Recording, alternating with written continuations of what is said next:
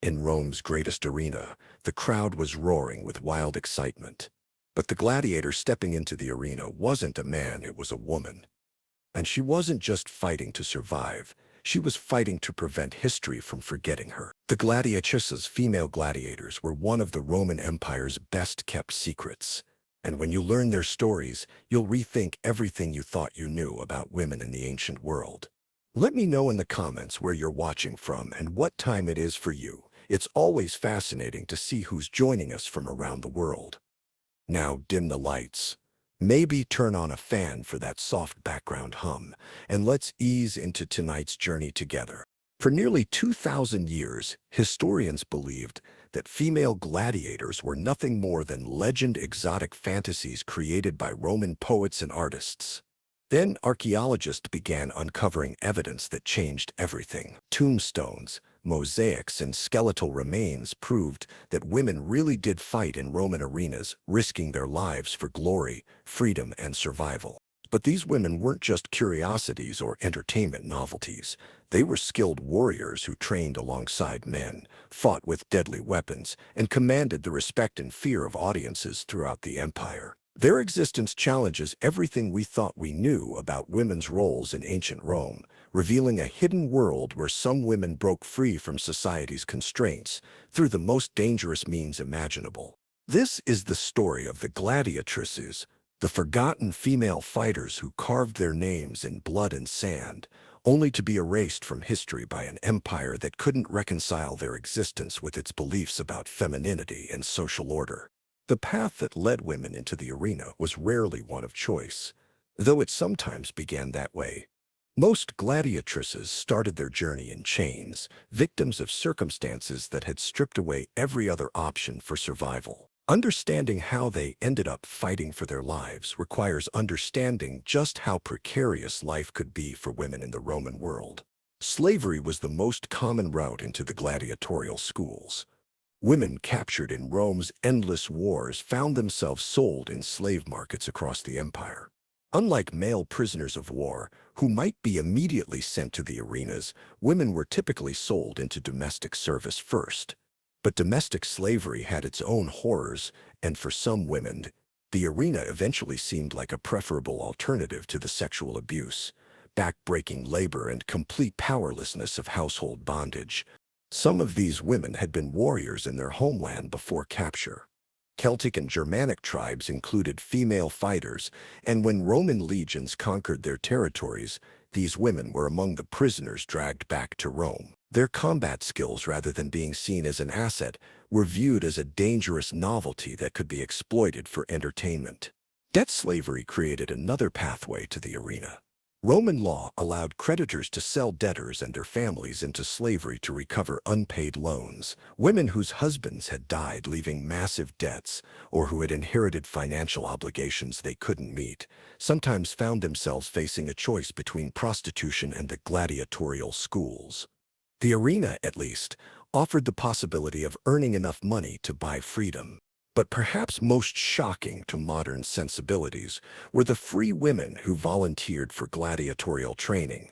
These women, known as auctorata, willingly signed contracts that made them slaves for a specified period in exchange for training, housing, and the opportunity to fight in the arena. Their motivations varied dramatically and reveal the complex pressures facing women in Roman society. Some were driven by genuine desperation. Widows with children to feed and no marketable skills saw the arena as their only chance to earn substantial money quickly. The prize money for successful gladiators could be enormous enough to buy a comfortable life if they survived long enough to claim it. But survival was far from guaranteed, and these women knew they were literally gambling with their lives. Others were motivated by something more complex than simple financial need. Roman society offered women few opportunities for public recognition or personal agency. Marriage meant legal subjugation to a husband, and even wealthy women lived under strict social constraints that limited their ability to control their own destinies. For some women, the arena represented the only space where they could achieve fame, respect, and autonomy, even if that autonomy came at the price of mortal danger. The gladiatorial schools, called ludi, were brutal institutions that transformed human beings into living weapons. When women arrived at these facilities, they entered a world designed to strip away their previous identities and rebuild them as fighters. The process was dehumanizing by design, intended to create warriors who could kill without hesitation and die without complaint. The first shock was the living conditions. Gladiatorial schools were essentially prisons where inmates were fed and housed only well enough to maintain their fighting ability. Women were crowded into small cells with minimal furnishings, a wooden bed, a chamber pot, and perhaps a small chest for personal belongings. Privacy was non-existent, and the constant supervision meant that every moment of their lives was controlled by their trainers and owners. The social dynamics within the schools were complex and often hostile. Male gladiators, who made up the vast majority of trainees, initially viewed women fighters with a mixture of curiosity, contempt, and sexual interest. Many believed that women had no place in the arena and resented sharing training facilities with them. Female gladiators had to prove themselves not just to their trainers, but to their male counterparts, who could make their lives miserable through harassment, sabotage, or simple refusal to cooperate during training exercises. The hierarchy within gladiatorial schools was rigid and unforgiving. New arrivals, regardless of gender, occupied the lowest position and were subject to abuse from more experienced fighters. Women faced additional challenges because their perceived weakness made them targets for both physical and sexual assault. The school's operators made some effort to maintain order. Damaged merchandise was bad for business, but violence and exploitation were constant threats.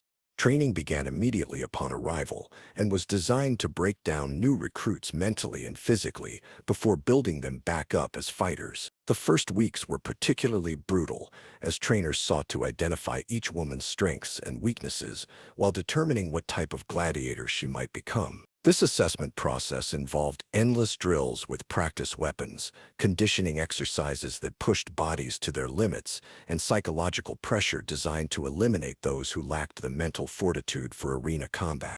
The psychological transformation was perhaps even more challenging than the physical conditioning. Women who had lived their entire lives being told they were weak, delicate, and unsuited for violence had to completely reimagine their relationship with their own bodies and capabilities. They learned to embrace aggression, to channel fear into focus, and to think strategically about inflicting maximum damage on opponents who were trying to kill them. Some women discovered they had a natural aptitude for violence that surprised everyone, including themselves. Others struggled with the moral implications of what they were being trained to do, wrestling with the knowledge that they would eventually be required to take human lives for the entertainment of crowds. The successful gladiatrices were those who found ways to reconcile these psychological conflicts while maintaining the emotional distance necessary for survival. The training regimen was exhausting and dangerous even before women entered actual combat. Practice sessions with wooden weapons could result in serious injuries, and the physical conditioning required to build the strength and endurance necessary for arena fighting pushed many trainees beyond their limits. Some women died during training, victims of overexertion, accidents, or medical problems that went untreated in the harsh environment of the schools. Food in the gladiatorial schools was adequate but monotonous, designed to build muscle and maintain health rather than provide pleasure. The diet consisted primarily of barley, beans, and occasional meat, supplemented with olive oil and wine. This regimen was based on the understanding that gladiators needed strength and endurance more than speed or agility, leading to fighters who were often larger and more muscular than typical Romans. The social isolation experienced by gladiatrices was profound and psychologically damaging. Cut off from their families and former communities, they formed new relationships within the artificial environment of the schools. Some found mentors among more experienced fighters who taught them survival skills and combat techniques. Others developed romantic relationships with fellow gladiators, though these connections were always shadowed by the knowledge that they might eventually be forced to fight each other in the arena. The transformation from ordinary woman to gladiatrix typically took months or even years, depending on the individual's physical condition and natural abilities. By the time they were ready for their first arena appearance, These women had been fundamentally changed by their experiences. They moved differently, thought differently, and related to the world in ways that would have been unimaginable when they first arrived at the schools.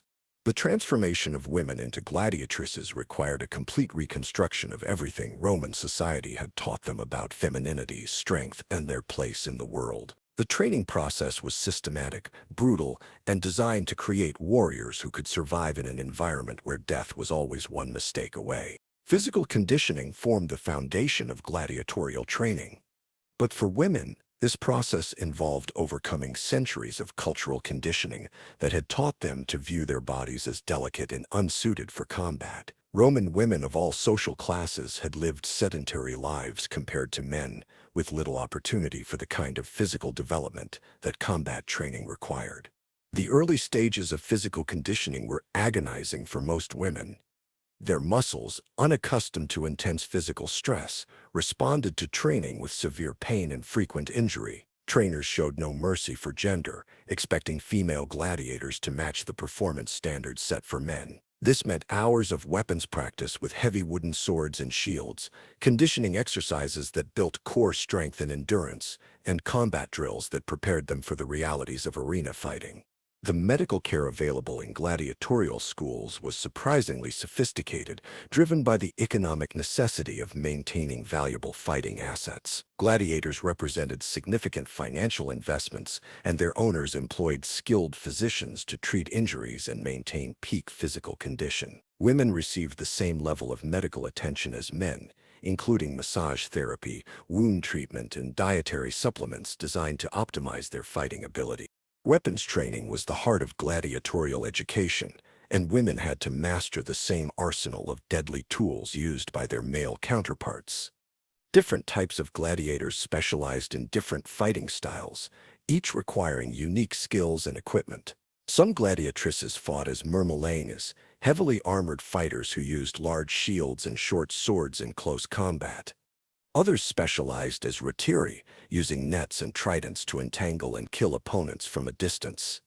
The process of learning to use weapons effectively was complicated by the fact that most women had never held anything more dangerous than a kitchen knife. They had to develop the hand-eye coordination necessary for accurate strikes, the timing required to block attacks, and the strategic thinking that separated skilled fighters from victims. This learning process was accelerated by the knowledge that failure in training meant certain death in the arena. Combat training involved practicing against both wooden posts and live opponents, with the latter being far more dangerous and educational. Women learned to read their opponents' movements, to anticipate attacks, and to exploit weaknesses in their adversaries' defenses. They also learned the grim calculus of arena combat: when to press an advantage, when to conserve energy, and when to deliver killing blows that would satisfy bloodthirsty audiences. The psychological transformation required for gladiatorial success was perhaps even more challenging than the physical conditioning. Roman women had been raised to value modesty, obedience, and self-sacrifice, qualities that were liabilities in the arena. Successful gladiatrices had to embrace aggression, develop killer instincts, and learn to prioritize their own survival over everything else. This psychological reconditioning involved breaking down existing mental frameworks and replacing them with new ways of thinking about violence, death, and personal worth. Trainers used various techniques to achieve this transformation, including ritualized humiliation designed to strip away feminine modesty, exposure to graphic violence that desensitized trainees to bloodshed, and constant reminders that showing weakness would result in death. Some women adapted to this psychological pressure better than others. Those who had already experienced significant trauma in their previous lives, slaves who had been abused, war captives who had seen their families killed, or free women who had survived domestic violence, sometimes found it easier to embrace the mindset necessary for gladiatorial success. Others, particularly those from sheltered backgrounds, struggled with the moral implications of what they were being asked to do. The relationship between male and female gladiators within the schools was complex and often tense. Initially, most men viewed the presence of women as an unwelcome distraction that diminished the prestige of their profession. Gladiatorial combat was seen as the ultimate expression of masculine virtue, and the inclusion of women seemed to trivialize something that many fighters took very seriously. However, attitudes began to change as female gladiators proved their competence in training and eventually in actual combat. Women who demonstrated skill with weapons and courage under pressure gradually earned the respect of their male counterparts. Some developed genuine friendships or romantic relationships with fellow gladiators, though these connections were always complicated by the knowledge that they might eventually face each other in mortal combat. The daily routine in gladiatorial schools was rigidly structured to maximize training efficiency while maintaining discipline. Days began before dawn with physical conditioning exercises designed to build strength and endurance. These were followed by weapons practice, tactical instruction, and combat drills that simulated arena conditions. Afternoons were often devoted to specialized training based on each gladiator's fighting style and natural ability. Education extended beyond combat skills to include lessons in showmanship and crowd psychology. Gladiators were entertainers as well as fighters, and their ability to work an audience could mean the difference between life and death if they were defeated in combat. Women learned to project confidence and charisma even when facing superior opponents, understanding that crowd favor could persuade officials to spare their lives if they fought bravely despite losing. The development of fighting styles suited to women's physical characteristics was an ongoing process of experimentation and adaptation. Trainers discovered that many women excelled in fighting styles that emphasized speed, agility, and technical skill over brute strength. The Retiarius style, which used nets and tridents to keep opponents at a distance, proved particularly suitable for women who could use superior reflexes and tactical thinking to overcome larger, stronger opponents. Some women developed hybrid fighting styles that combined elements from different gladiatorial traditions. These innovations were driven by necessity. Women often faced male opponents in the arena, and traditional techniques designed for combat between men of similar size and strength were not always effective when adapted to mixed-gender combat. The social hierarchy within gladiatorial schools gradually evolved to accommodate the reality of women fighters. Successful female gladiators could achieve positions of respect and influence within the community, sometimes serving as mentors for newer trainees or advisors to trainers developing new techniques. However, this acceptance was always conditional on their continued success in combat and their willingness to conform to the masculine culture that dominated these institutions. The psychological toll of gladiatorial training was enormous, and not all women successfully completed the transformation process. Some suffered mental breakdowns under the stress of constant violence and dehumanization. Others found ways to maintain their psychological equilibrium by compartmentalizing their arena personas from their private selves, creating internal divisions that allowed them to function as killers while preserving some sense of their original identity. By the time female gladiators were ready for arena combat, they had been completely transformed from whatever they had been before entering the schools. They moved with the controlled grace of trained killers, assessed potential threats with the eyes of predators, and carried themselves with a confidence that would have been unthinkable in ordinary Roman women. They had learned to embrace violence as a tool for survival and to view death as an occupational hazard rather than a source of fear. The moment when a gladiatrix first stepped into the arena marked the culmination of months or years of brutal training, but it also represented the beginning of an entirely new kind of terror. No amount of preparation could fully ready someone for the reality of fighting to the death, while thousands of spectators screamed for blood. The Roman arena was a carefully designed theater of death, engineered to maximize both the drama of combat and the comfort of spectators. The Colosseum in Rome could hold over 50,000 people, creating an atmosphere of overwhelming noise and energy that could be heard for miles. For gladiators entering this space for the first time, the sheer scale of the audience was often more intimidating than facing an armed opponent. The pre-fight rituals were designed to heighten tension and give audiences time to place bets on their favored fighters. Gladiators would parade around the arena in full costume, displaying their weapons and acknowledging the crowd's cheers or jeers. Female gladiators often received mixed reactions from audiences. Some spectators were thrilled by the novelty of women fighters, while others viewed their presence as degrading to the traditional masculine ideals of gladiatorial combat. The betting that surrounded gladiatorial games was extensive and sophisticated, with odds calculated based on fighters' previous records, physical condition, and fighting styles. Female gladiators often faced longer odds than their male counterparts, partly due to prejudice but also because their track records were shorter and their capabilities less well known. This meant that successful gladiatrices could generate enormous profits for those wise enough to bet on them. The actual combat was far more technical and strategic than popular culture suggests.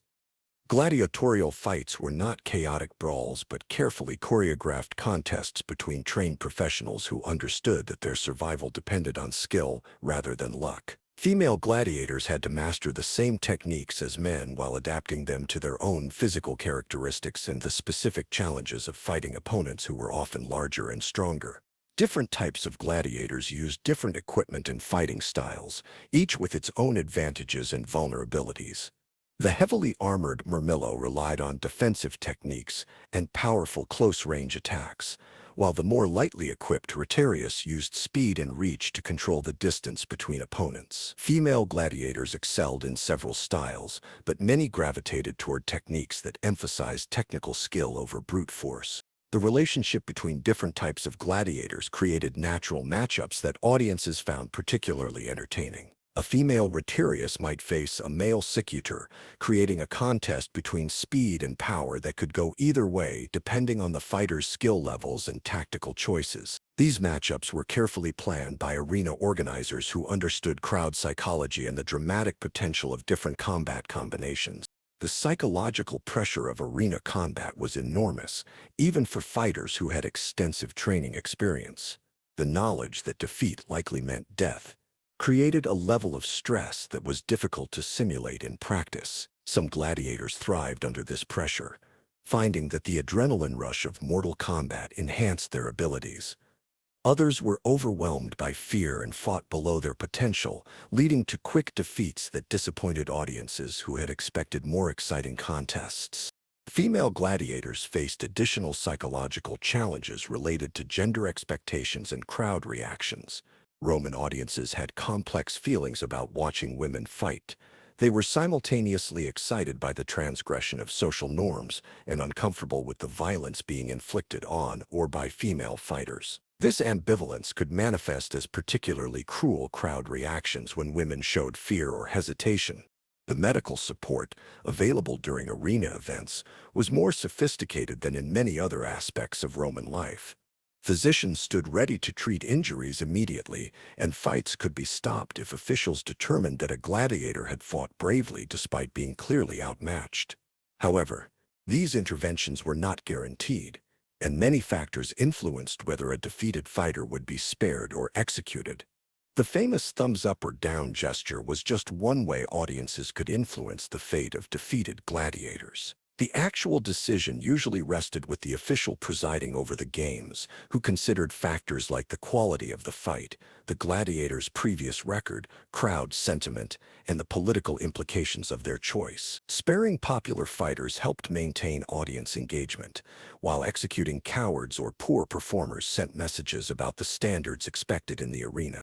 Successful female gladiators could achieve fame and wealth that exceeded anything available to women in other professions. Popular gladiatrices had their names inscribed on pottery, their images painted on walls, and their fighting styles copied by other warriors. Some accumulated enough prize money to purchase their freedom and live comfortably for the rest of their lives, though many chose to continue fighting even after earning manumission. The career trajectory of a successful gladiatrix was often short but intense. Most fighters had only a few years of peak performance before injuries, age, or simply the accumulated stress of repeated near-death experiences took their toll. Those who survived long enough to retire often bore permanent physical and psychological scars from their arena careers. Training continued even for experienced gladiators, as techniques evolved and new opponents required different strategies. Female gladiators who fought for several years often became highly specialized in particular fighting styles or matchups, developing reputations that drew audiences specifically to see them perform. This specialization could be both an asset and a liability. It made them more valuable to arena organizers, but also more predictable to opponents. The social dynamics among gladiators created complex networks of rivalry, mentorship, and romance that added emotional drama to the already intense atmosphere of arena combat. Female gladiators formed relationships with both male and female fighters, creating bonds that could be strengthened or shattered by the demands of their profession. Some gladiatrices developed reputations as leaders within their communities, using their success to advocate for better treatment or training conditions. The international character of gladiatorial combat meant that female fighters came from throughout the Roman Empire and beyond. Celtic women, Germanic prisoners, African slaves, and volunteers from across the Mediterranean brought different fighting traditions and physical characteristics to the arena. This diversity created opportunities for innovation, as techniques from different cultures were combined and adapted for Roman audiences. The equipment used by female gladiators was generally similar to that used by men, though some modifications were made to account for differences in size and strength. Armor was often specially fitted to accommodate female anatomy, and weapons might be slightly lighter or balanced differently to optimize performance for women fighters. However, these modifications were subtle. Female gladiators used the same basic arsenal of swords, shields, nets, and tridents as their male counterparts. The religious and ritual aspects of gladiatorial combat added another layer of complexity to the arena experience. Gladiators often prayed to specific gods before fighting, made offerings for protection, and participated in ceremonies designed to honor the spirits of defeated opponents. Female gladiators had to navigate these religious traditions while also dealing with cultural beliefs about women's roles in religious activities. The most successful gladiatrices achieved levels of fame and wealth that would have been unimaginable for women in almost any other profession in the Roman world. Their names were known throughout the empire, their fighting styles were copied by aspiring warriors, and their victories generated enormous profits for everyone involved in the gladiatorial industry. Yet paradoxically, their very success contributed to the eventual backlash that would lead to their elimination from the arena. Achilia and Amazon were among the most famous female gladiators whose names have survived in historical records. A relief found in Halicarnassus depicts these two women fighting each other, with inscriptions indicating that both were declared victors, an unusual outcome that suggests they put on such an impressive display that officials were reluctant to order either one's death. The relief shows them as equals, both armed and armored identically, suggesting they had achieved genuine professional parity with male gladiators. The success of prominent gladiatrices created complex social tensions that Roman society struggled to resolve. These women represented everything that traditional Roman gender roles opposed. They were violent, independent, wealthy, and famous in their own right rather than as extensions of male relatives. Their existence challenged fundamental assumptions about women's nature and capabilities, creating cognitive dissonance among audiences who simultaneously celebrated their achievements and felt uncomfortable about what those achievements implied. Some gladiatrices used their success to gain influence that extended far beyond the arena. Wealthy patrons competed to sponsor successful female fighters, and some gladiatrices leveraged these relationships to gain access to political and social circles that would normally have been closed to women of their backgrounds. A few even managed to influence political decisions or business arrangements through their connections with powerful sponsors.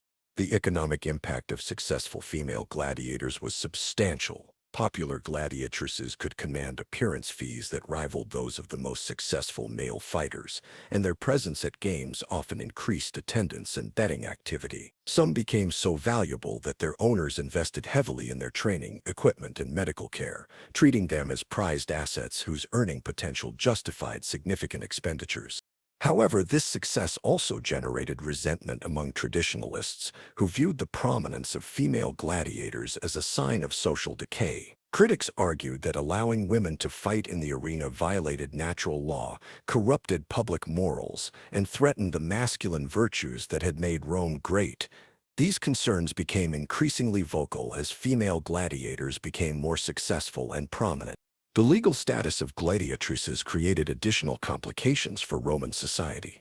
Those who had volunteered for gladiatorial service occupied an ambiguous position. They were technically slaves during their terms of service, but many came from free families and would return to free status if they survived their contracts. This fluidity of legal status was troubling to Romans who preferred clear social categories and hierarchies. Some gladiatrices achieved such success that they were able to purchase not only their own freedom, but also that of family members or fellow fighters. These women became power brokers within the gladiatorial community, using their wealth and influence to improve conditions for other fighters or to establish their own training facilities. Their rise from slavery to positions of influence represented a level of social mobility that was virtually unprecedented for women in Roman society. The romantic relationships formed by successful gladiatrices added another layer of complexity to their social position. Some married fellow gladiators, creating households that challenged traditional Roman family structures. Others formed relationships with wealthy patrons, blurring the lines between entertainment, companionship, and prostitution. A few even married into respectable Roman families, though these unions were often controversial and could damage the social standing of their husbands. The international fame achieved by some gladiatrices spread Roman cultural influence throughout the empire and beyond. Stories of successful female fighters reached barbarian territories where they were sometimes interpreted as evidence of Roman women's strength and independence. This cultural export was generally unintentional, but it contributed to changing perceptions of gender roles in societies that came into contact with Roman civilization.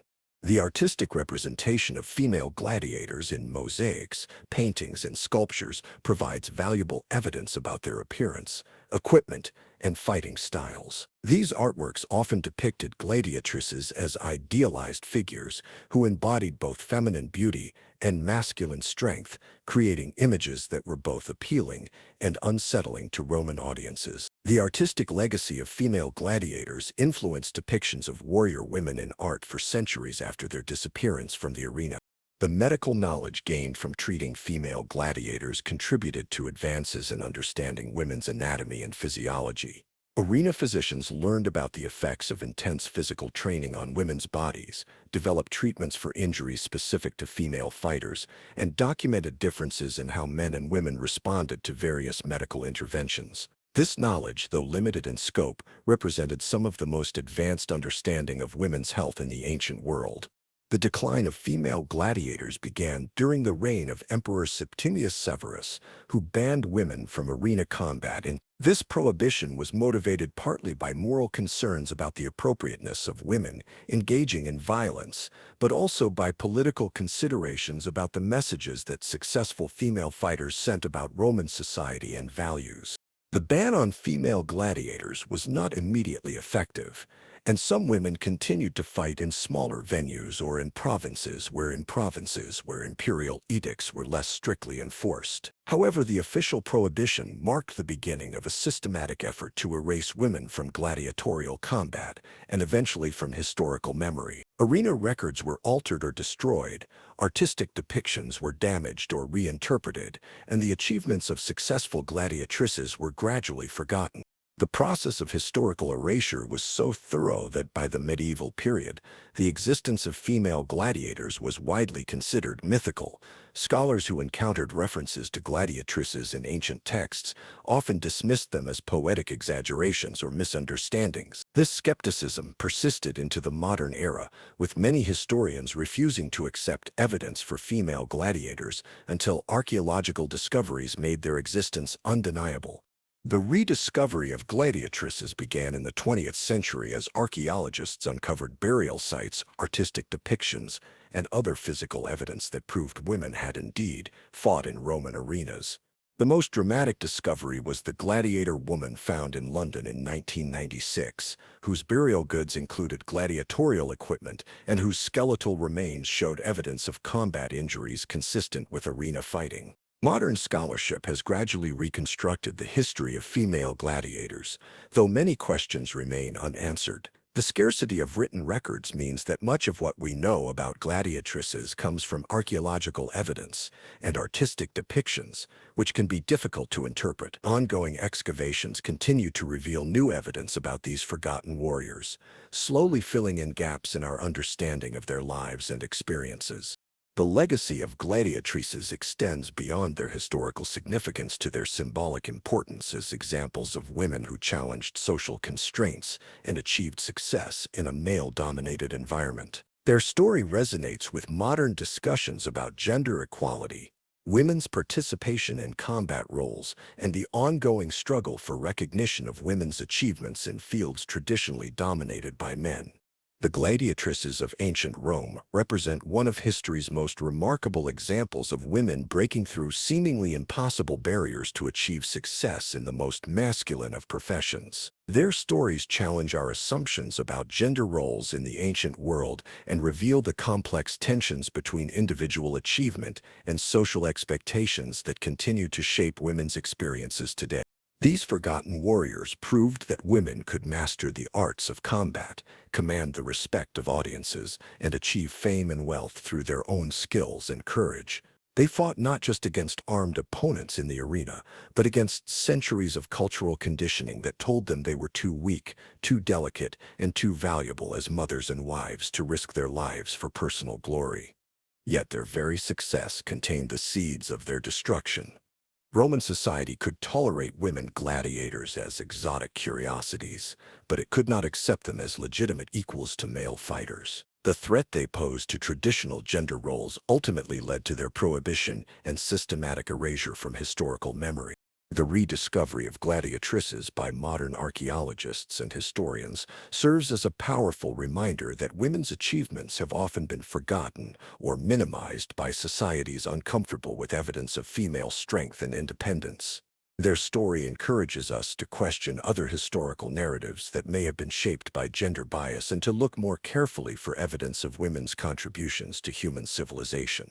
In many ways, the gladiatrices were pioneers whose legacy extends far beyond the Roman arena. They demonstrated that women could succeed in environments designed to exclude them, that physical and mental toughness were not exclusively masculine traits, and that the desire for freedom and recognition transcended gender boundaries. Their courage in facing death for the chance to control their own destinies continues to inspire women who fight for equality and recognition in fields where they remain underrepresented. The gladiatrices may have been erased from history once, but their rediscovery ensures that their remarkable achievements will not be forgotten again.